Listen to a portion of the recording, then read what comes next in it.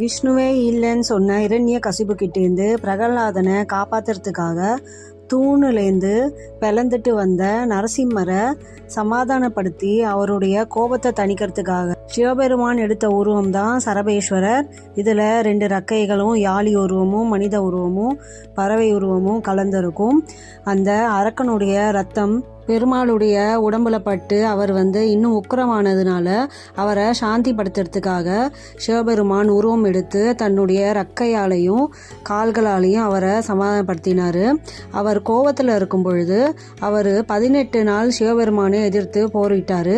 அப்புறம் அவரை சமாதானப்படுத்தி இயல்பு நிலைக்கு கொண்டு வந்தார். அதுக்கப்புறம் நரசிம்மர் சரபேஸ்வரருக்காக 18 பாடல்களை பாடினார்ன்ற வரலாறு இருக்குது. சரபேஸ்வரருக்கு ஒவ்வொரு ஞாயிற்றுக்கிழமையும் இங்கே சிறப்பான வழிபாடு நடைபெற்று வருது.